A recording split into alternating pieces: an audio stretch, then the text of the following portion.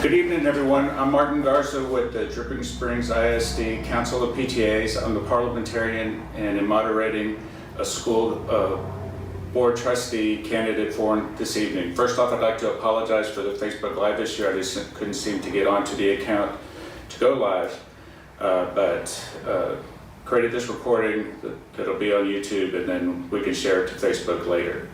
First off, I'd like to thank all of the candidates for taking the time this evening and for your patience in waiting for me to get this thing going.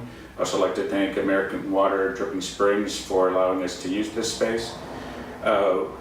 We had well over 60 questions submitted, so I kind of broke them down into various categories, kind of chose a question that would kind of span everyone. If your question isn't answered this evening, I encourage you to reach out to the candidates directly, or maybe attend another forum where you might have that opportunity to ask them that question.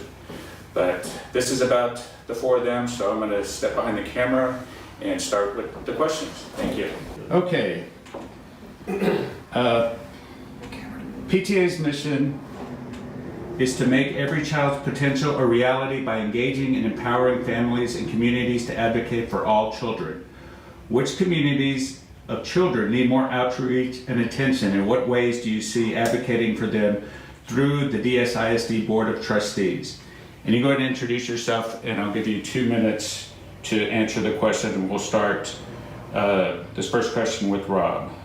Okay, hi everybody. Rob McClellan here. Nice to be with y'all this evening, Martin. You're trying real hard, bro. Thank you so much for putting this together. And shout out to American Water. Yeah. We're all going to do that, but we're thankful. Very tasty. Hey, so yeah, I'm a trustee candidate here at Dripping Springs ISD. I moved here with my family in 2017. My wife Katie and I have 2 kids in the district. We have my daughter who is a 12 years old, a 7th grader at Sycamore Springs Middle School. And my son is a 9-year-old 3rd grader at Richard Springs Elementary. All right, I gotta tell you in advance, I do apologize. I'm a little weird with the camera thing. I'm better with like people in the room, so please don't judge me too critically. I'm not gonna speak for everybody here, but don't judge me too critically on some of these things because I'm just a little out of my element. But hey, I'm excited to talk with us this evening. 3 quick things about me that I'm telling everybody that I get a chance to meet with as we kind of engage with the community and have conversations. The first is I'm a father. I talked a little bit about that. I have kids in the district, and so I'm really excited, really engaged. I have a lot of skin in the game when it comes to Dripping Springs ISD. I'm a product of Texas Public Schools. My kids are in and will be in Texas Public Schools, so I just care a lot about this community. And if I have the opportunity to help our public schools, I'm committed and want to do that. Secondly, I'm a leader. I've 20 years of proven leadership experience across numerous sectors. Several of that in the military, the business sector, now in the nonprofit world. And so I just have dealt with a lot of challenging things. And so I bring leadership experience to the table. And last but not least, I'm a veteran. 12 years in the United States Army, 2 combat deployments under my belt. I say that not to go, hey, I'm the veteran, don't ask the veteran hard questions because he served our country. No, it's just I understand what it is to be a servant leader. And I do value that when I look at elected officials and folks that I do think should be leading at that level. So hey, I'm out of time. I'm Rob. Nice to see everybody this evening. Jeffrey. Hi. Thank you again for hosting this today. My name is Jeff Elstock. I've been in Dripping Springs for a little over 4 years now, and I have a father of 2. I've got one in Cypress Springs and one in Sycamore Middle. I am here to advocate for our children. As I got here for pretty much the same reasons everyone else did, which was our great schools. I got here in 2019 and was hoping for the best, and I love what I see here, but I think we also have some work we need to do to make sure that we're succeeding everyone.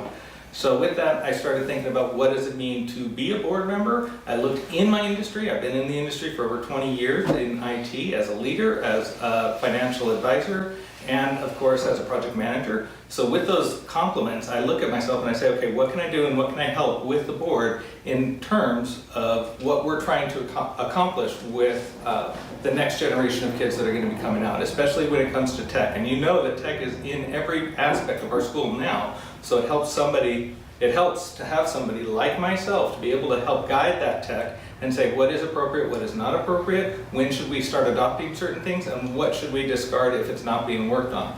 Other things that I really am looking forward to doing with the board is helping to create a better teacher retention program. I think that we have the ability to start looking at figuring out ways to retain our teachers if they live in the district. There's ways that we can actually accomplish making sure that they stay within the district, relieving pressure on some of those home values that they have to pay for in tax relief. And then, of course, the third thing I'm looking for as a Board of Trustees member is to make sure that we are adopting a financial and fiscal responsible strategy. I think that we're really looking at more or less being ad hoc-ish right now is what it feels like to a lot of the conversations that we're having in terms of financial goals, and I want to see those goals pushed out for 5, 10, 12 years out with a better model to succeed for the future. Thank you. Thank you. Ron? Good evening, everybody. My name is Ron Jones. I have two sons. The first one graduated in 2010. He was a thespian and a tiger. He was the mascot tiger, so he was pretty popular here. And then I had another one, Matthew, that graduated in 2014, and he was my ag star, and he was in the choir and jazz cats, and so both of my kids had extraordinary K-12 careers here, and I've always felt compelled to pay it forward. One of the things I've learned, especially in my work, working in education technology, traveling throughout the state, presenting to school boards with education technology solutions, I've learned that school board trustees have a very unique charge to advocate for every single student. Not just the ag kids, not just the thespians, not just the ones that are involved in sports and the arts, but every single student. And I'm super passionate about that.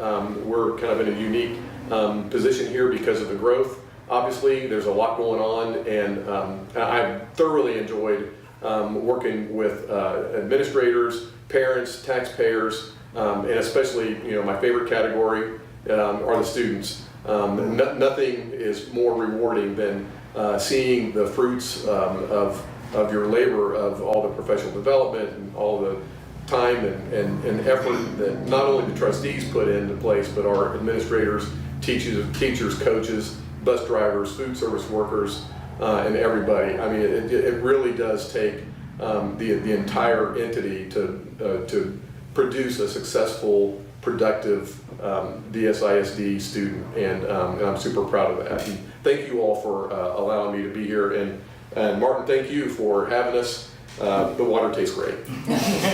Thank you. Kim? Hi, I'm Kim Cousins, and also running for board trustee member. I've got a 40-year career in education. Started out as a classroom teacher, also a coach. I've been a middle school principal. I've been a high school assistant principal, a high school principal, and athletic director. I was one of the first few females hired in the state of Texas to run an athletic program. I've also been a director of a private school and a founding board member of a private school in the Austin area. I continue to be an advisor to that board. I've always enjoyed being a part of the PTA. I've joined it. I've been a member for many years. I'm in education because I love kids. I have an adopted daughter from Moscow, Russia. She went all the way through this school district and did a fabulous job. I have a son who's older who graduated from Lake Travis High School. They have both attended public schools. I'm in love with the public school system. I grew up in Texas, went to public school my entire life, and I think every student in this district is important and deserves our time and attention for the very best. Well, thank you. I think the question was lost in the introduction, so I'm going to repeat that first question again to give you other opportunity. That'd be helpful, Mark. Thank you. Because the underserved questions were the most that we got for those that were submitted. So PTA's mission is to make every child's potential a reality by engaging and empowering families and communities to advocate for all children. Which communities of children need more outreach and attention? In what ways do you see advocating for them through the DSISD Board of Trustees? We'll go in the same order. Actually, roll you again, Rob. Okay, yes, thank you, Martin. Got to take a second on that one. You got lost in the introduction, and so that's tough. Here's what I will share with you, I think. Number one, I think one thing I've learned just as a dad and having an opportunity to raise two kids that are vastly different is that I think every parent has to deal with situations to where kids when it comes to their academic performance, when it comes to their learning style, when it comes to their behavioral traits. Every kid is unique in that sense. Now, as a school system, as a public school system especially, we have the challenge, and our administrators and our teachers have the challenge of taking unique kids and bringing them together in a classroom setting and to teach them all the fundamental things they're going to need to be successful in their lives. Now that is an overwhelming challenge. And then you have some additional sides to that where maybe there's some kids that have some different learning challenges. Let me share a personal story with you. I have a daughter who's in middle school who has a learning challenge. It doesn't qualify for our 504 disability which I'm thankful for, by the way. Now, again, that's an opportunity for additional support that the district and the state offers through a number of different ways. But I have a kid who falls short of that, but still has some learning challenges. And let me tell you that the pressures of that have been immense. This is a 7th grader who has still yet to pass the STAR test in reading. That's tough as a parent. And so she's got to work really, really, really hard. And so for me, it comes down to, yes, as a parent, I need to advocate for our child. I need to work with her teachers and the counselors to make sure that they're aware of some of the challenges she has. But she's also in this process learning to advocate for herself. She's learning to go to her teacher and ask for extra help and ask for extra things, which is a great part, I believe, in our learning environment. Hey, to sum that all up, kids have unique skills, they have unique attributes, and sometimes they have unique challenges. We should work closely between parents and teachers and students and administrators to identify those and provide every opportunity for these kids to succeed. Our district has a lot of programs available. We can do better, and we'll strive to do better because we need to meet the challenge that every kid has here in our district. Thank you. Jeffrey. Hi, thank you.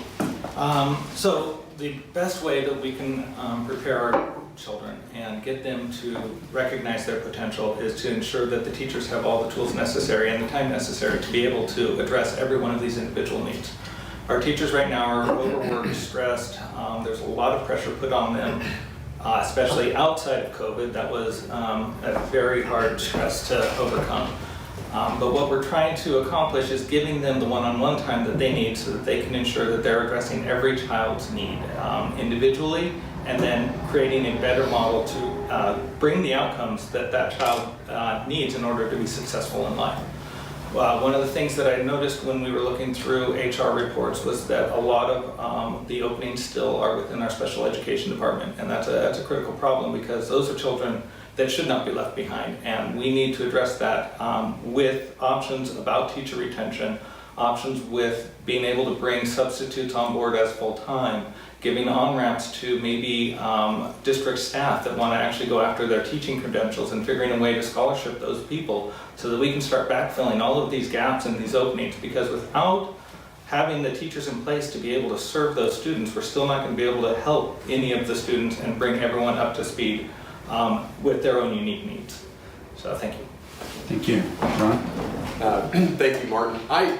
I think advocacy comes in a lot of different forms, and when I think of advocacy, especially for different groups, one of the things I really admire the most about our school board, especially since I've been on the board, even before that, I was noticing that the trustees ask questions about all of the students, all the classifications, special ed, elementary, secondary, the different groups. And I think one of the ways that we can help build a better way to advocate for every single student is to make it easier for our parents and teachers and support staff to be able to collaborate, to be able to get the job done. Not only here at the local level, but for example, we had I was at the Capitol this morning at the House Education Committee hearing, advocating for public school students. And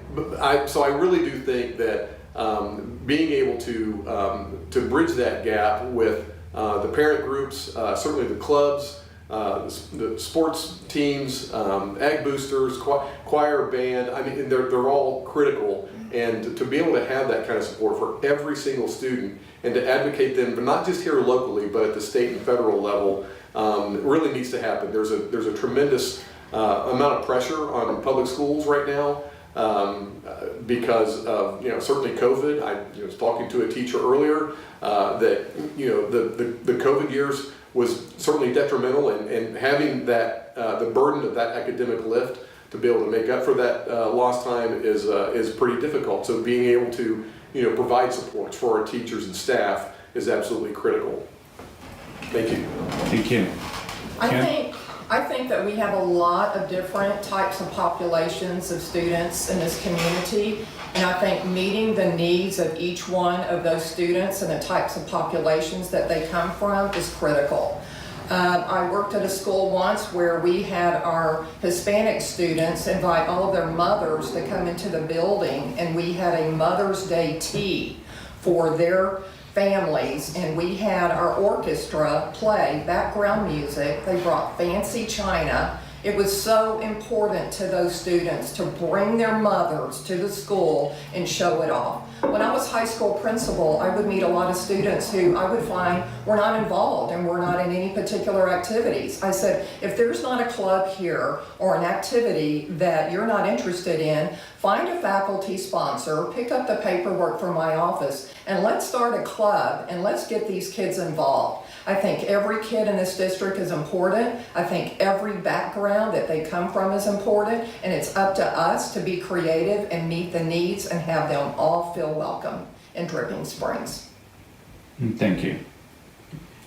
Y'all mind me cutting it to a minute and a half, because y'all seem to be all finishing quickly. You don't want to leave it at 2. I'm fine either way. I'm fine. You drive the train, man.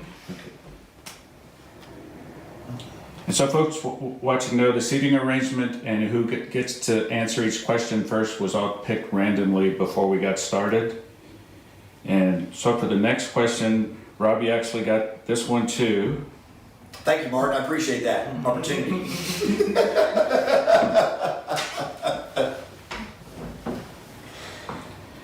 Are you a PTA or PTSA member? Please tell us about your past PTA involvement, if you are. Absolutely. So my wife and I, we were fortunate to be members of the PTA in actually 2 states. My daughter's educational journey started in Virginia when I was wrapping up my military career at the White House Military Office in DC. And so in Prince William County, Virginia, we were members of the PTA there, and which was really exciting for us because our first kid going into school, right? And that's a big deal. Like we've all been there. Some of you are in there now, or maybe you're about to be there with your first kid going to school. That's super exciting. And obviously the PTA was a great way for us to immediately engage in that. And then also we moved here to Texas. We got engaged that way. My wife immediately got engaged. Now, full transparency, I checked with my wife on the way here. We totally let our PTA membership lapse this year, which is a horrible move. You're running for school board, so I apologize. We're gonna fix that immediately. But full transparency, don't go looking it up and say, well, I'm in the PTA right now, okay? Super sorry about that. We'll fix that. But let me talk greater about the PTA. Look, for dads, sometimes, especially when you're working full time and stuff, it can be hard. I had a chance to do, while not necessarily with the PTA, the Watchdog program that we have in our community. Did it for several years in Rooster Springs. Let me tell you, that's awesome. It's a great program. I'd love to expand that to our other schools. I think that would be great. I think there'd be a lot of support in our community for something like that. I'm thankful that y'all are engaged with this way and you're supporting our teachers in this way. Now more than ever, I do believe, we were just talking about this before we turned the cameras on, that our teachers are really just feeling the pressure.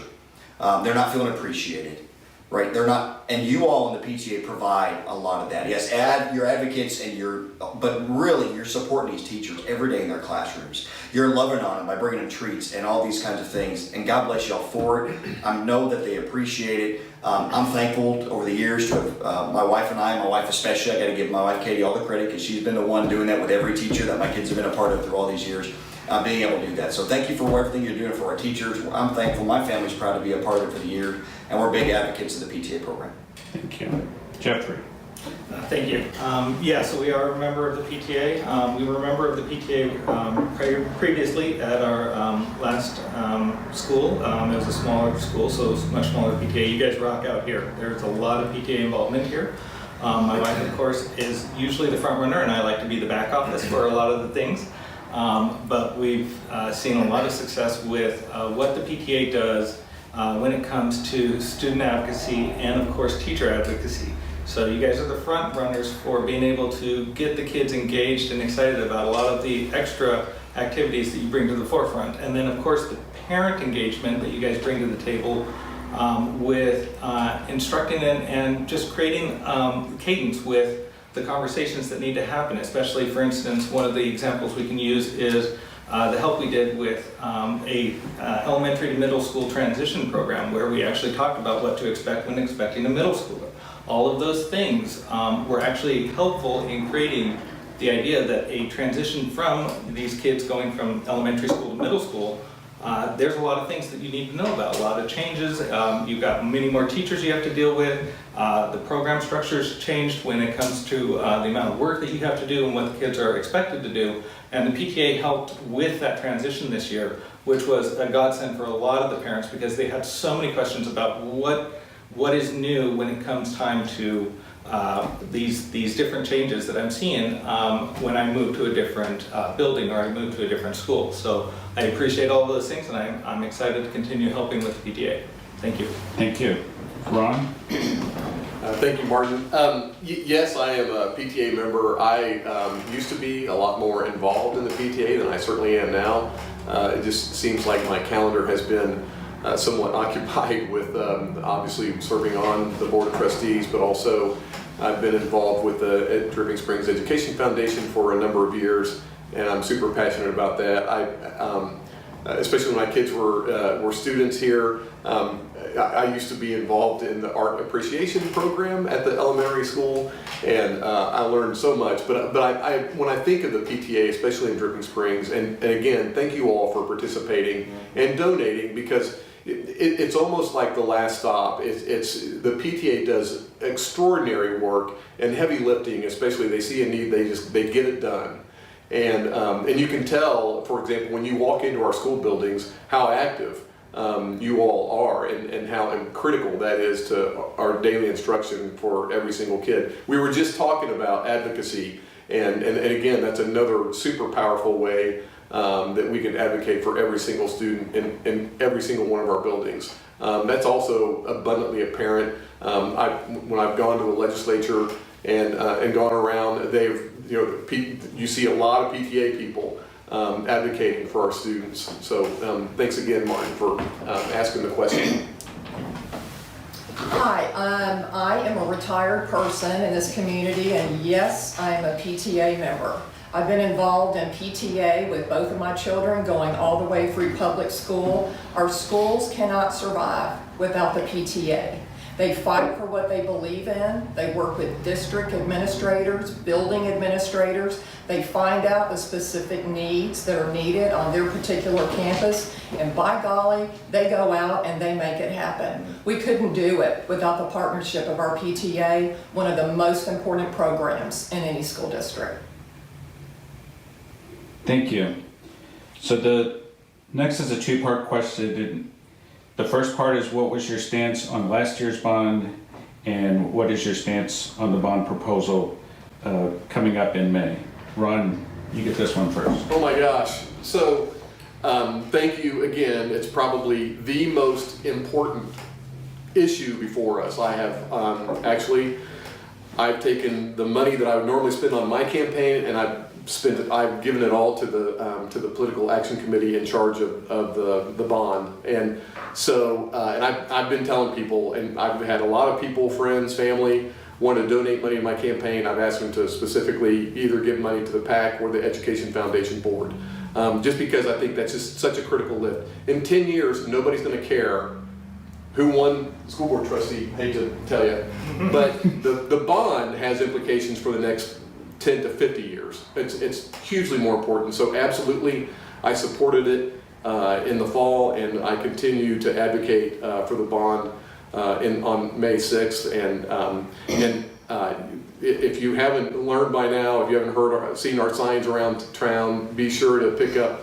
the Friends of Dripping Springs advocacy group with our political action committee and help us get that done, because it's critical for our growth. Kim? I totally support the bond. I moved here in 2008, and I was able to start voting in Dripping Springs in 2009. I have voted in every single school board and bond election. I have voted for every single bond election put forth in this district. I plan to vote for the bond on May the 6th because the students in this district deserve the very best facilities for them to be able to be successful. Thank you.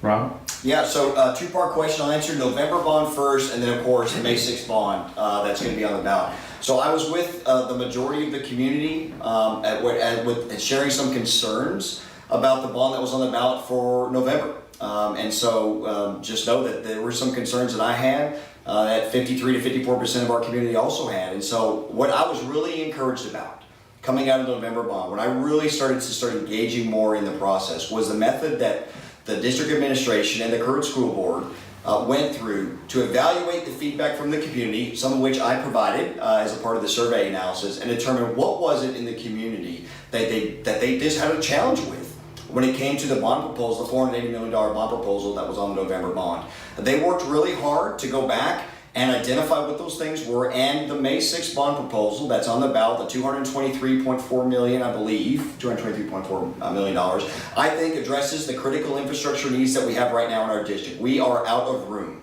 Simply put, we need another elementary school, specifically in Headwaters. We need to expand Sycamore Middle School. We need to fix Dripping Springs Elementary, Dripping Springs Middle School, and work on the high school improvements. All of those are critical and they must happen.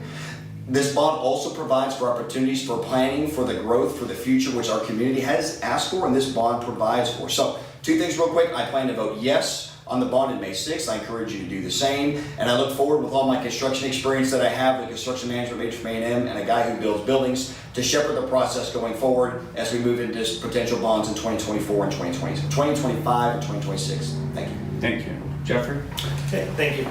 Yeah, first of all, I'm in the same majority, saying no to this, the November's bond. And the reason why was I'm a process kind of guy. So when we look at a bond and the way that we got to the bond, and unfortunately the way we were rushed into getting all that information together, yes, we were behind the ball on a lot of things, but I think the process failed us in terms of getting the public on board, especially being that this was one of the largest bonds you saw in Hays County.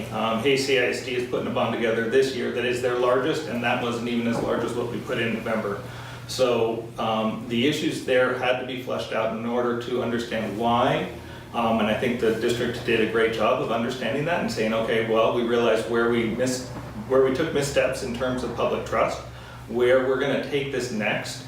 And I started to recognize those changes, and so that is one of the reasons why I'm going to say I'm going to vote yes for this bond this year at $223.4 million, you said? I think so. All right, That's we'll go with that one. Holla me down if we mess it up, though. But as a potential board member, one of the things that I really want to do is make sure that we harden our processes of how we get around to these bonds. I want to forecast well ahead of what we need. I want to ensure that things that go on the bond are mission critical, start leveraging operations for more of these things so that we're ensuring that we don't see these little basically paper clip items that could concern the public when it comes time to actually looking at these bonds. Thank you. Thank you. Next question is, last week the Texas House voted against a $10,000 salary increase for teachers. What is your plan to attract quality teachers and retain quality teachers if the state's unwilling to pay for them? And Kim, you're up first for this one. I totally support the salary increase for teachers. I think it's one of the professions where they are underpaid. It's very, very important to me. I think as we look at the budget, something that the board would approve before the beginning of the school year, teacher salaries are going to be a critical part of that piece. When you have all of these things that you have to put together to make things work at the end of the day, I think a teacher salary is one of the very best things that we could do, and I would support that for each teacher in this district. Thank you. Rob? Yeah, sure, Mark. First, two things on this. I think let's hit about the compensation piece, and then we'll talk about the retention piece. First, yes, I'm actually stand by. I'm going to have to restart. That's okay. Luckily, I know what I'm going to say, so we didn't mess anything up.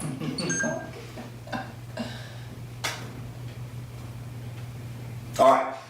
Okay. do I need to do the question again or just start answering? It's starting. Okay, yeah, so absolutely, when it comes to teacher retention and recruitment, there's a couple components to this. Let me hit both pieces. First on the compensation piece, yes, our teachers deserve and higher compensation. I think there's two parts of that. There's kind of the adjustments that are made for cost of living that need to be addressed as a piece of that, especially here in Dripping Springs. I think right now we're targeting something like 4%. We got to try to find a way to do better with some of the fiscal challenges we have in our community. And then there's also the starting salary for teachers that we really need to look at. What's the state average? Where are we? I think we're actually about average. Obviously in this community we have to find a way to do better than average, and there's some fiscal challenges our district has that we just must fight and we must fix to address that deal. The second is the retention program. This is really where I would love to dive in with this. The state has different requirements when it comes to observing teachers and evaluating teachers and things like that. I would love, and I'm an advocate for a program that provides substantial monetary benefits to the best and brightest teachers that are evaluated through a process that our administration buys into that allows us to provide merit-based retention incentives for teachers. That could be, you could be relatively new into the teacher, you could be a long tenure teacher, it doesn't matter. If you're providing amazing results for our kids, we would love to reward you in that. I, as a part of the trustees, would love to reward you in that. That program would have to be built and baked out. There are some things we are doing now, in fairness, but I'd love to put turbos on it as a way to incentivize and retain our teachers from a profession that is losing more teachers than we can handle right now. Thank you, Mark. Thank you. Jeffrey? Thank you. First and foremost, I advocate that everyone should start discussing recapture with their senators and legislators to understand how much of that money is going towards the state that could be pulled back and actually provided to our teachers. That's one of the biggest things that I think we could address and try to figure out how to bring that money back underneath our control so that we can actually create a pay raise model for our teachers. For retention and for retention, and I'll go after new teachers with this one. For retention, we really need to address how teachers are able to manage in their classrooms and empower them to make sure that they've got all the resources necessary so that they're very satisfied with what's going on within the classrooms. Reducing distractions, making sure that anything that's out of the ordinary is addressed by administration, and making sure that they're happy with what they're doing and give them a plan and a growth structure that they can look forward to staying within the district. When it comes to recruitment, what I would love to see is a way that we can actually start working maybe even outside of our region to start looking for teachers that are willing to move. There's a lot of movement now, and you're seeing this with basically migration phases of people and families that are actually moving from many different areas of the country, moving to Texas. Well, that's potential for us to start looking at those people and saying, hey, are you a teacher? Let me show you what benefits we can do, and capture them on that move versus them landing somewhere else and then going and saying, I'm just going to stay local to my area. With that, those are some of the very basic things I think we can start with to both retain and recruit our teachers for Dripping Springs. Thank you. Thank you. Ron? Thank you, Martin. Such a critical question, and I agree. We absolutely need to find a way to pay our teachers more money. Tragically, we will not be able to count on the legislature. You mentioned 10,000. I've seen a lot of different figures with this legislative session. I would hate to hang my hat on the legislative promise. I think the last legislative session, somebody said that there was going to be a $5,000 raise, and when it became kind of more of a percentage, and our district here could not accommodate the $5,000 raise, it was a challenge. So one of the things I always talk about, especially when it relates to our school bond, for example, the school finance is so tight. It's very tight. And so the problem that we have, especially with overcrowding, if we don't pass the bond, and this is why I'm working so hard on the bond, and I don't think that what a lot of people don't really understand is that we have to use maintenance and operations money, the M&O money, for the portables, which are hugely expensive. And so that's the money that we could normally pay teachers. So I hate to sound like a broken record, but we absolutely have to pass the bond because it offers up a lot more flexibility to pay teachers more money. And then thank God for the PTA, Dripping Springs Education Foundation Board, all the advocates that are already doing supports for the teachers, because they need all the help they can get, because it's a heavy academic lift. Thank you. Next question is, what is your position on school vouchers? Kim, you're up first again. I do not support the school voucher idea that's been floating around, actually at the Capitol. I'm sitting here watching it struggle when it failed at a particular level last week. It's failed in the House and it passed through the Senate. It's going to go back to the House for another vote. I'm very concerned. I look at Florida and I look at Arizona and other states who have implemented voucher programs. And there's just a lot of stories out there that are not very promising for all students. I'm interested in us meeting the needs of all students, and I would like to keep the money that we spend on our taxes here to stay in Dripping Springs ISD. When they are sent to another entity, we do not have a guarantee of how that money is going to be used. We have an idea, but we don't have any proof. And I'm all about keeping the funding here, and I am anti-voucher. Thank you. Rob? Yeah, Mark, a couple thoughts on this. And by the way, I think school voucher is a term that's pretty broad, right? You could, there's different applications here. Let me try to narrow it down to some of the legislation that's kind of on the table, right? So they kind of believe they call it parent choice is how they kind of refer to it in the legislature. And so there's a couple sides to that issue. The first side is essentially, yes, there will be an opportunity if parent choice does become law, that money that would otherwise go to public education would go to parents that would have an opportunity to spend that money in the private sector. Right now, some of the legislation is going to reimburse a district like ours for a couple of years while we try to work through some open enrollment to fill holes and things like that. And so, yeah, that's an idea. Almost sounds a little bit like a bribe, so I think there's some work that needs to be done as a part of that legislation. But on the other side of the parent choice argument is parents. I believe parents are firmly in charge and responsible for their kids' education, period, full stop. Parents own kids' education. And there may be circumstances where if a parent feels that it's in the best interest of their child's education to seek an alternative option outside of the public sphere. And just know that I believe that there should be options for them outside of taking a second mortgage on their house to provide an education for their kid that might be a little bit outside of the public spectrum, right? Maybe kids that are either, there's a gifted kid that they can't get what they need here potentially in their view, or maybe a kid who's behind, or maybe there's a kid with a special circumstance. 15 seconds less, here's where I'm at. At the end of the day, I don't control that as a member of the school board. I advocate for Dripping Springs ISD. I will advocate for this district. I will try to keep every single dollar in this district to make this the most well-funded and successful district. And when a parent does have a choice, if the state passed the law, they're going to choose Dripping Springs ISD because our schools are just that doggone good. Jeffrey? Thank you. I like to say that if we build excellent, if we build excellent schools, then school vouchers becomes an irrelevant conversation. And in that concept, we're talking about there shouldn't be a need to go looking outside because you see the success that your child can have within public schools. Granted, I am still an advocate that if you choose that you want to go to find a different style of teaching that addresses your child's needs differently, I'm all for that in terms of supporting that child through that educational goal. There's a couple things though, as a potential trustee that you have to address, and one of those things is preparing for every case scenario, whether school vouchers is adopted or not. For instance, if you look into the SB 8 articles, what you're going to notice is that there's an addendum there that requires you have to be in public school for at least 1 year before you can actually address and go to a private school with your voucher system. So conversation and consequences dictate that possibly what you could see is an influx of kids coming back to public school so that they can gain that 1 year voucher system to go back to a private school. So those are the conversations that need to happen at a Board of Trustees level so that we can address all of those issues up front and find out whether or not we're going to have a cascade of kids coming in versus what we anticipate is a cascade of kids going out. So with that, I'm prepared to take and address all of those issues as a Board of Trustees member, regardless of the choice that parents have. Thank you. Thank you. Ron? Thank you, Martin. I am staunchly opposed to vouchers, especially with the legislation that is currently being considered.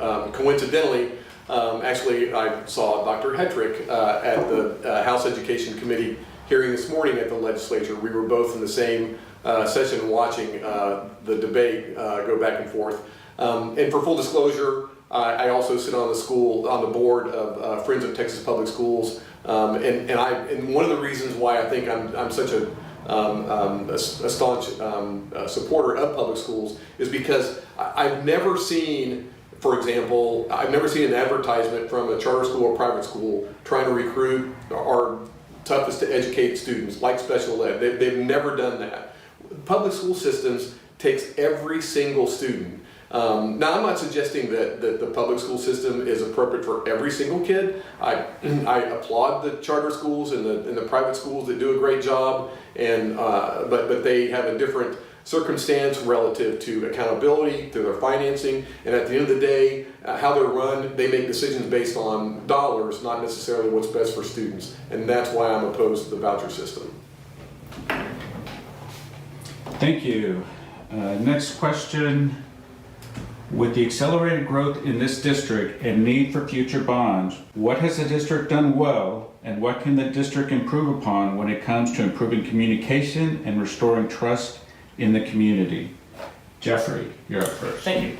I think with November and even before November, they recognized that communication was key. We brought on a communications director that started to address these issues and starting to create outreach programs. Holly has done a great job of starting to work and outreach and all of the community different sessions that she's had, Taxpayer Tuesdays, the bond informational gatherings that we've had, which is great, but we still need to start working on engaging places that are outside of our schools. And this is where I think we still fall short, because as a community, we do a great job when it comes time to creating academic excellence within our kids, sports excellence, but then our community outreach with parents are people that don't even have a say in the community. I think of it as a marketing brand problem. Our Tigers are great, but the rest of the community said no to a bond, and that's a reason for distrust, and we needed to fix that. So our communications should actually be directed towards those people. We should be addressing these in evening programs, places where we know that you may see people that are not traditional parents of children, and then start to reach out and have those conversations there so that we can bring them into the conversations that Holly is already having with the parents. Thank you. Thank you. Ron? Yeah, that's a great question, Martin. The school district has some room to grow, to improve, absolutely. I mean, we can always get better at certain things, communications. I feel as though that the district did a pretty good job with their communications, and there were about 3 years worth of various meetings and a lot of community input with subcommittees meeting and gathering and discussing future needs. The school district every other year gets a very accurate numbers relative to the growth, and we have to manage that growth appropriately. We try to manage that growth so that we maximize our facilities. That's abundantly clear. I think that Dr. Morris-Coons and her staff at communications and our deputy superintendent have done an outstanding job. And I will also say that my personal opinion, the reason why the bond failed in last fall, because it was a board failure. We failed as a board to come together to get a solid consensus, and so I think moving forward, that's going to be, again, it's going to be a board charge to make sure that it's implemented correctly, communicated exactly as how the board wants it communicated, and then that board needs to communicate back to the community through our various organizations, PTA, various church groups, the chamber, and make sure that everybody has all their questions answered. Thank you. Kim? I think we've got some good programs in place. I like all the subcommittees that are formed in this district. I'm very pleased that you have community members that can come to the table. You have parents, you have taxpayers, you have business leaders, you've got instructional staff members that get to come together and help make decisions for this district as we continue to grow, and we've had some great growth in the past. I'm very impressed with the Taxpayer Tuesdays that we're doing now. That seems to be the #1 issue. People scream, are my taxes going up? Why are they going up? Explain it to me. And I think the district has done a great job doing that. I look for them to do more sessions very similar to that. The bond presentations that are going on, they're offering those every single week to get the information out to the public. They put things online. I think the website's easy to access. Now there's an app that you can put on your phone and at the click of a button get any information that you need. So they're doing a great job with increased communication. Thank you.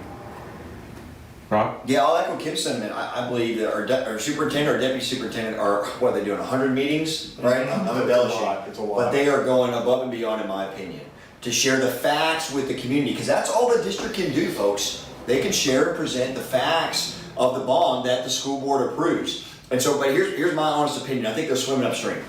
And here's why they're swimming upstream. I think we have two big problems in our community that we need to try to fix. I think that, again, like Ron was talking about, I think it's a board thing. The first one is the tax increase in our community, not a rate increase. Hear me in that. The board has actually decreased tax rates over the last 5 years. I'm talking about at the end of the day, money out of your pockets that are going into, from a dollar perspective, out of your pockets into the schools, into the county, into all the variables because of rising property taxes. Have people very cautious about taking on any more anything. And debt is a big part of that. And so I think that's a big headwind that the district has. And the second is the recent survey that was done said that while 74% of our community loves the public schools, by the way, we should rejoice in that because that's not the case in most places. Only 50% trusted the board, and so there's a trust issue. I think that's tied to that, whether it's perceived or real, that's a debate, but it's there, right? And the numbers don't lie. So here's what I'm asking. I said, hey, I want to help shepherd these bond programs. I want to show the community that we can get this right, not just one time, but every time. I want to be over transparent about what we're going to build, how we're going to build it, where we're going to build it, so you're seeing everything up front. So when these things get on the ballot, you know what's happening, you know why it's happening, you know that, and hopefully the board is united in moving forward, and we've done everything we can to lower the burden on the taxpayers while creating a great quality educational environment for our kids. Thank you. So the next one's pretty complicated question, so I'll give you a little more time in answering this one. It's what civic, business, or advocate groups do you have connections with? What about their agenda appeals to you? What specific issues do you disagree with them on? And what would you do if they approached you with a complaint about our district? And Jeffrey, we'll start with you. So I am deeply involved in scouting. It's one of the best areas that I love. I grew up as an Eagle Scout. I graduated out through that program and continued with that program. I think it's the best area to create well-rounded children and leaders, augmenting our schools, of course. So with me, that is a civic area that I'm quite proud to be a part of, and I bring both of my kids through there. I was a Cub Scout leader, and now I'm a Boy Scout leader through that structure. I think I've worked actually hard to see if I can get that group actually more integrated into schools because of the benefits that you see in scouting and the way that we create young leaders that actually go out into the world. And if you look at your top CEOs of every corporation, I guarantee you that the large amount of them actually were Eagle Scouts, and it's a proven fact that the majority of your leaders that come to or come out through this program have the tools necessary to succeed in life. And so I'm quite an advocate of that. And with that, anything that they come down and tell me that, hey, we're looking at things that we want to help with the schools, I'm all for it. And those conversations, I want to be the bridge between that and the schools through the Board of Trustees. And then that conversation can grow and empower both of our organizations to create better leaders for tomorrow. Thank you. Thank you. Ron? Yeah, thank you, Martin. I think that I've been involved. Well, actually, I've been involved with a lot of different groups. The Chamber of Commerce. I do some volunteer with the Burke Foundation, church groups, and I think the Education Foundation. But I think that you run across. I participate in meet and greets. You talk to people all the time that have disagreements or a difference of opinion in different ways. And so I think, what was that, the 7 habits thing that we do, Kim? So there's a component of that where you seek to understand. And so I think that there's got to be a lot more discussion around just frankly listening and making sure that as a school board trustee that you understand not only where they're coming from, because we have a lot of problems here. We've got a personnel shortage at every level, with bus drivers, with food service workers, with maintenance, let alone teachers, and frankly it's even getting more and more difficult to get administrators, and our administrators are amazing. Just at almost every level. I mean, we've got the best transportation director, facilities. We have an outstanding, we have probably one of the best deputy superintendents, arguably in the state. Our curriculum instruction assistant superintendent, Dr. Kidd, does an amazing job. And so I think, being able to leverage their expertise and their leadership will go a long way into helping put together a narrative that we can not only present what we can do for the community, but also what the community wants. And so I think that that's going to be a critical component moving forward. Thank you. Kim? Being a retired person, I spend a lot of my time volunteering and helping others. There are so many people in our community that need help. They need meals. They need help with their yards. They need help running errands. I am there to help anybody that just is a phone call away and calls and asks me for help. I continue to be very involved in education. I mentor many people throughout the state of Texas. I'm advisor to the school board where I continue to give advice for others who are seeking advice in the field of education.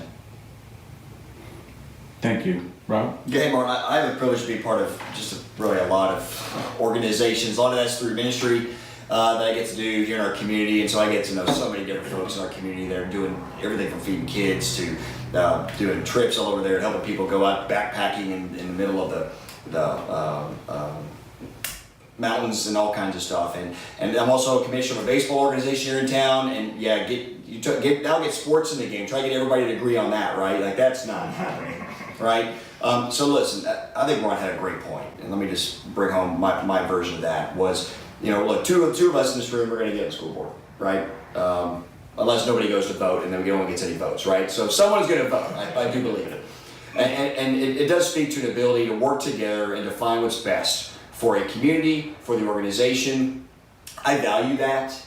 I think that's important. I think anybody sitting in any position in which they're elected to office should value those types of things, where you're committed beyond yourself to have hard conversations, especially when there's times when you disagree, which is normal in any type of organization, and find a way to act what's in the best interest of the community. We have a tendency right now in our society, when things get tough, we just walk away. I'm not talking about walking away from an argument, okay? We should walk away sometimes to cool off. Like, that's a good thing. Everybody should do that. But I'm talking about just give up. It's too hard. And so we're just going to walk away and we're going to give up. Look, that's not how we solve problems in our community. It's not how we solve problems in organizations. And so just to speak to that part of the question, I do believe that building consensus, finding solutions, working together, getting over things that we may be perceived about one another is vital to the success of our organization and the community. And so it's just something I'm really about. Thanks. Thank you. Next question. What are the characteristics of the type of books you feel should be removed from schools? And we'll start with you, Ryan. Well, I think certainly anything that falls under the category of inappropriate content, and people have a lot of definitions of what that means. I have a lot of confidence, frankly, in our professional staff that reviews those materials. Do a few of them slip through the cracks every now and then? Absolutely. And so, but there is a review process in place currently to redress that. I recently read an article where a legislator wanted to ban Lonesome Dove, and I'm like, oh my God. Actually, that was coincidentally a book that motivated one of my sons to become a voracious reader. And so one of the things that we don't want to do is remove books that provide that type of intense motivation for future readers. And so I just want to be very cautious around that topic, but I feel very confident. I think I read another article where a school board in the Houston area, they literally are reviewing books themselves. I'm like, oh my God, we should let the professionals do that. I'm sure if you have a problem with something, bring it to, there's a process, and use the process, and I have a lot of confidence in it. Thank you. Kim? I think books that relate to content that students are currently studying is very important. I think reading is just a very, very important skill, and I think kids having access to read things that they're interested in is very important. I like that this district has a reconsideration policy. If there's a book that actually comes home that a parent is not happy with, they are able to have a meeting with a librarian or teacher and talk about reconsidering that book and why they would think it's inappropriate. There's also a formal reconsideration policy that a committee has put together if a decision is not made in an informal reconsideration regarding a book.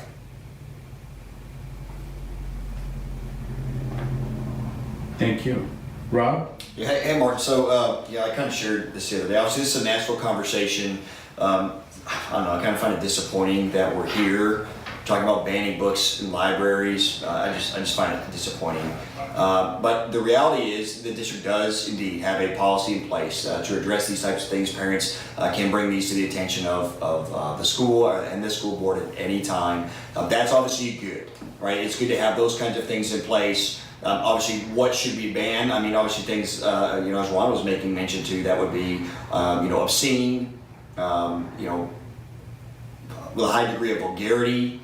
Certainly anything that falls into the graphic or pornographic deal, which I'm not aware has happened in Dripping Springs, but nonetheless it's happened from a national perspective. So I see why folks are highly sensitive about some of the things that our kids may have access to. Yes, and what we can't do in this is really over-rotate to what Ron mentioned about Lonesome Dove and things like that. Right? We don't want to over-rotate and just let's just start banning all the books and things like that, right? We need a sensible approach. I think our district does have it. I think obviously as a member of the school board, that's where my bar is as it relates to what would be acceptable or not acceptable for our kids. Also, we want to make sure we're having books that are age appropriate, right, when it comes to some of those things. So there are some things in a high school library that would be appropriate that certainly shouldn't be in an elementary library. I do believe those safeguards with the libraries are already in place. And if they slip through the cracks, we'll get it fixed, we'll address it, and you know where I stand on what it should or shouldn't be in the schools. Thank you. Jeffrey? Thank you. I'm actually highly encouraged that the parents of Dripping Springs have been very diligent. They've been researching all of the books and have actually worked to find books that have sensitive material and ensuring that that sensitive material is either age appropriate, locked out of youth use, or removed completely from the school libraries. We have to do a little bit better and keep an eye out for things that start coming through national book structures as well, and the book fairs are coming out right now. So I highly encourage all the parents, go look at those books, understand what's in them, and bring them to the board, bring them to any of your administrators. Make sure that you're being vocal about what you may be concerned about, because everyone here is willing to listen and make sure that if there is controversial material, that we address them as a community and as a board to make sure that that doesn't get into the wrong hands. Thank you. Thank you. Next question. Our district set a goal that by 2021, all students would have access to a personalized education. Have we met this goal? If so, provide examples. If not, what would be the first thing you would like to see us address? And then Jeffrey, you start. You said 2021? Correct. All right, so my assumption would be that goal was set prior to COVID and was not a goal that was immediately set, so I'm sure that goal has been thrown out the window, mainly because of the 2-year delay that we've had. Individualized education is critical for every student to make sure that they've got a path to their success. At the same time, we need to ensure that what we're doing for individuals is also cost appropriate, so that we can ensure that we're getting the best output from all of our administration staff and our teachers, and not siloing one-off solutions that may or may not continue to give the best benefit for every person, including teachers, administration, and of course our taxpayers. So one of the things that I think we need to do is reset that goal and maybe even redefine what it means to each student and their individual educational needs. It is a large goal, but without a clear definition, you may lose track of what you're trying to attempt with that goal. So I'd love to see that we maybe address that with a 2025 ambition to present maybe a 3-tiered approach into that. that addresses competencies that we can succeed with at an individual level for each of our students. Thank you. Thank you. Ron? Yeah, thank you, Martin. Again, great question. You have a good audience that provides good questions. You come up with a few. But so the answer is no. Our district has not fully integrated that component as part of our strategic plan. We actually started on working on that strategic plan, oh my gosh. No, hold on. 8 or 9 years ago. 7 or 8 years ago. I'll let you start again. You want me to start over? Ran out of battery, like ran out of SD cards.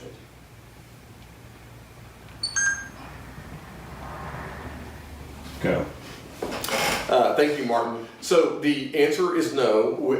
That directive was part of our strategic plan that was originally, actually we started work on that strategic plan, I think it was 2016, and we formally adopted it in 2021, of course, and obviously it wound up being right during COVID. So the problem, I think, especially as you know, when I look at the strategic plan, I think that one of the two highlights for me is certainly the individualized learning plan was a critical component, and you know the several other objectives were enhancing and making sure that our professional development for our teachers and staff was superior. Making sure that we have a life changer in every single classroom. My argument is, we have a life changer in the cafeterias and bus drivers everywhere, and especially our administrative offices. But I think the real problem, though, Martin, is that we cannot accommodate that objective under the current infrastructure. We're overcrowded. Our teachers are overworked. There's still a lot of heavy lift to be done. That was going to require, frankly, some more support that we simply don't have today. And so I know that has been a conversation at the board level for quite some time, that we needed to update that strategic plan, because and my viewpoint is that the community needs to kind of come together to try to articulate what they want in a public school system, because the last couple bond elections, the one in 2018 was extraordinary, won by 40 votes, and obviously, the bond program last fall failed. So the community needs to have a priority around public schools. People moved here for the public school system. I was talking to my neighbor today, and the reason why he moved out here was to be smaller class size. And I said, well, we don't have that anymore. So we have the same class sizes now as Austin because we don't have space to put students. We literally are running out. That's again another shameless plug for the bond package on May 6th. Thank you. Kim? No, that goal was not met, and my concern in this day and age is bringing that goal forward again. The timing for our teachers, and when they would have time to sit down and write an individual plan for every single student and every single class and every single content area. Our teachers are stressed to the max as it is. I think they're doing a great job with what they have available right now. There's a lot of data available to these teachers online for each student that they are teaching. Right now, I think that's a great tool that's put into place that does not consume a lot of time with our teachers. So no, it wasn't met. I'm not opposed to restudying it, but the reality is, how many hours is that going to take a teacher, and when is that going to be able to be done, is my concern. Thank you. Rob? Yeah. Hey, Mark. So as a dad, right? I put my dad hat on here. That sounds like a great goal, great objective. It makes sense. Sounds like it was labor intensive and something we couldn't pull off. You know what I would settle for? I'd settle for personal attention. I think right now we're struggling to get that. I think we're struggling with especially middle and high school, to get engagement between students and teachers beyond administering examinations and providing instruction, which are all critical and super important, and then tying that into a parent to identify where the student's falling behind, to identify where a student has, outside of taking a test and providing some of the map things that we're doing in the district that provide some context and some data points, that we have all those types of things. But I'm talking about personal attention, personal engagement, to identify key things in a child's educational journey, starting in elementary school and then really getting hyper-focused on it in middle and high school. Just as a dad, I don't think we're there. And there's some things that were mentioned here that I think are reasons why we're not there. And so let's be honest about what we can and can't do with some of the variables we have right now. But let's set a goal for it. That's what I would love to see, just as a dad who has a kid who struggled and some things that have been going on. But I think some of them were preventable. And so I just think there's a lot of opportunity to do that. That's certainly a goal that I would like to see. That goes to parent engagement, that I think is vital because it goes both ways. Parents need to be engaged in what's going on with their kids. They need to take the time to work at home in their development. They need to seek and actually take time to learn what some of the things they're getting back home are. So look, for me, I would just love to have a much more personal approach to each kid's development and what's happening there. And I do think that's a lot more attainable than maybe what was happening before. Thanks. Next question is, what are your ideas or positions on school safety? Some of the things that were mentioned were arming staff, funding bulletproof vests for staff or students, and portable buildings. We'll start with you, Ron. Yeah. So, to me, it's absolutely critical. Obviously, you know, our students have to feel safe, and our staff, for that matter. Again, the bond redresses that. We've got some safety and security measures built within the bond that's coming up on May 6th. That will have a tremendous impact. I mean, there's a lot of different solutions out there. I mean, we get asked, as a group, we get asked about, you know, handguns in schools, and it's a very complex situation. And part of the problem too is, again, our staff is overworked. So I think that, you know, from a policy perspective, from a school board perspective, you know, we've got to, there's no greater need that we have, I don't think, has been making sure that our campuses are safe. And I think that cameras, you know, extra security, SROs at different campuses will become absolutely critical. But also, you know, there's a whole, you know, cyber division where we're looking at, you know, students' social media communications, and there's just a lot to consider. And I'm hoping that when the bond is successfully passed in May, that we can execute on some of those. Ken. Safety is one of the top things on my mind, that these students are dropped off in these buildings every day. They need to feel safe, and our staff need to feel safe. Right now we have 3 school resource officers that are on our campuses, which I think is a great thing. They're in the process of hiring a 4th. That particular person is going through training. I like the visibility of the SROs being on campuses. I like that the doors are being checked on a regular basis. I like that drills are being done. I'm impressed with what the district has done so far. Portables, it's an isolated building, and we've got to hope that those doors stay locked and remain locked at all times, and nobody forgets to lock those doors because they are isolated and separated from the building. So I do have a concern about the portables, but I like the visibility of school resource officers and working with our drills. Thank you. Rob? Hey, Martin, I've had the privilege to work in Washington, D.C. at the White House for 3.5 years. I wear this pin on my deal with the United States Secret Service because I got the privilege to work with one of the most premier security law enforcement agencies in the world. And so I've got an opportunity to see firsthand, and from a training perspective and also from a physical security perspective, what works and what doesn't work. And for me, there's 4 tenets of school security. First is physical security. It was mentioned previously. The state has passed some requirements on school districts for physical security. Those need to be implemented. We need to fight for more funds for school security from the state. I'm committed to doing that because listen, there is a price on security, but I don't put a price on security.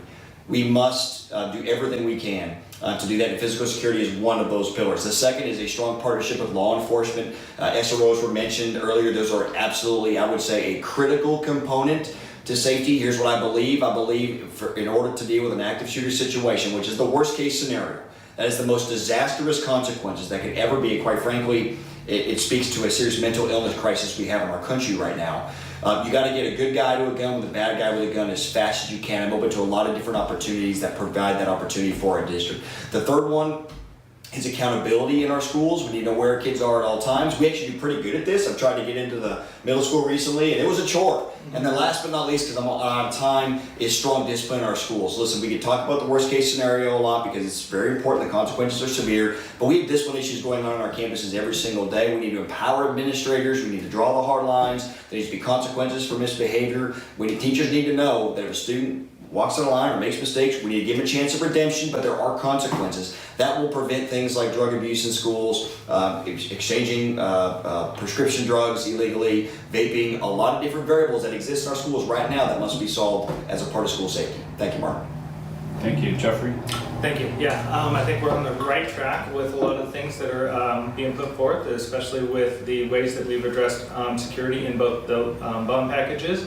Identifying ingress-egress areas, old facilities that don't have man traps or double locked doors for site access. All of those things have been addressed, and we're doing a very good job of making sure that we're addressing all of these things. I think with the ability of augmenting with our SROs, a couple more that we can actually start to show presence, and that's, I think, one of the biggest things that we can do. It makes our teachers and staff feel safer. If you drive by the school and you see that SRO officer's car is right there in the parking lot, you feel safer. And those are things that just, at the very minimum, help to relieve the pressure on what's going on with the world outside of our little area. So, and like you echoed, getting the good guy with the gun as fast to the place with the bad guy with the gun is absolutely paramount. And I think that we've got a lot of steps that we've already started to take, and I'm excited to see those steps be implemented with the bond passage. Thank you. Thank you. So it's 8:28. You want to do one more? Let's go for a final one. Sure. We're having so much fun. Let's do one more. Yeah. Okay. There's dinner coming, right, Mark? You brought it? Oh, I guess we're just getting the water. Going back to I'll cold see mac what's and in the cheese. fridge. All right. Okay, but this one shouldn't take long. So in the event that new schools cannot be constructed to accommodate rising enrollment, our current school sites will need to house a greater number of students. How many students would you consider to be an acceptable maximum number for an elementary class size? And Jeffrey, you get to start on this one. All right, we're already at that number. I'm going to tell you right now, the smaller class size, you have a happier teacher, you have kids that are more engaged, and you get a better output from those students and a greater ability to both address individual needs and address the students as a whole to basically create the outcomes that we're expecting with our students. So we're already there, right out of the gate. If we do this let's say we take worst case scenario, we have this failure, we need to address why. Why is the community at a level where the distrust is large enough? And I take bonds as a trust issue. If we're at 50.1%, which is what 2018 bond was, that's still a distrust issue. I want to see bond percentages at 60 to 75%. That is a greater trust, both from a discipline of what we're going to be doing from an accountability standpoint with finances and transparency, that allows the community to trust us with your money. And that's what we have to get to, and we have to figure out why we're missing that trust. So with those statements, I hope that I never see the day that we're in a position where we're going to have to continue to grow our student population per classroom higher than what we are now. And if we do, we have to start addressing how we're going to manage that, because we're going to lose more teachers because they're going to be overworked. We're going to have more issues inside classrooms where we have to be addressed, and that's taken away from learning that the kids are supposed to be getting. So thank you. Thank you. Ron? Yeah, and thank you, Mark. And really, we don't get to decide that. The legislature, we are dictated by statute to have a specific teacher to student ratio. And as Jeffrey pointed out, we're clearly way. Actually, we already have classes that we have to get waivers from TEA to put more students in classrooms to cram them in there. I think the larger problem too is, especially as the district grows, is that we're not going to have as many opportunities for students to participate in extracurricular activities. We only have so many football players, so many band members, and there are only so many tubas out there, but that goes for all the other groups, for the arts and for band and everything else. So I think that as the district grows and we don't keep up with the growth, then I think that the students are going to be the ones to pay that price, because there's going to be a lot of students are going to be excluded just by virtue of the math. We're not going to have places to put them. So, thank you. Thank you, Kim. I love that 22-to-1 ratio in elementary school. I just think it's ideal. But as we continue to grow and we run out of facilities, those classrooms are going to be getting larger. I think we're going to have to be very creative about where we're going to place the students that we run out of room, what campus they're going to go to, because it's critical to me to keep those class sizes as small as possible so those kids can maximize an opportunity to learn. Thank you.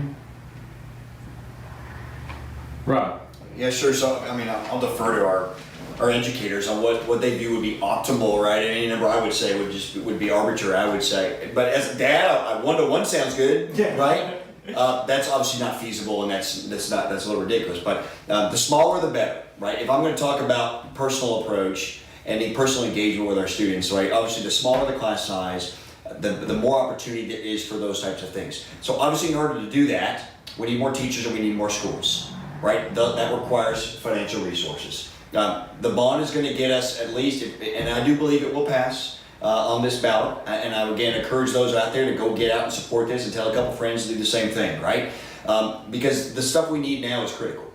We need elementary capacity. It's critical, right? Those formative ages are essential in the development of our kids. And so we cannot burden teachers with class sizes that are beyond things that would be reasonable, and certainly beyond things that are going to start impacting negatively the educational experience. And I have chatted with the superintendent a little bit. There are some levers that do get pulled. In the event this bond does fail, which I do not think it will, there are some levers that they can pull before we really start having the class size impact that we're looking at. But nonetheless, it's coming. Whether it's in the next year, whether the next 2 years or 3 years, infrastructure is a must. New teachers in this district are a must. We have some serious challenges coming our way here in Dripping Springs. They're actually already at our front door. It's going to take strong leadership to get there and to help navigate it, and I welcome the opportunity to be a part of that conversation. Thank you. Well, thank you, and thank all of you again for participating in this Board of Trustee Candidate Forum. I've been to a number of meetings. I know a number of school board members. I know the commitment that you're going to make if elected, and I applaud that you. Whichever two of you who serve, you're going to do a service for this community. And I would say next to mayor is probably the most underpaid job in our community. So again, thank you for your patience with the technical issues this evening. I'll work to get this video produced and up on our YouTube channel and then share it on Facebook. Wonderful. Have a good night. Thank you, Mark. Thank you, God bless. Mark. All right. And we're clear.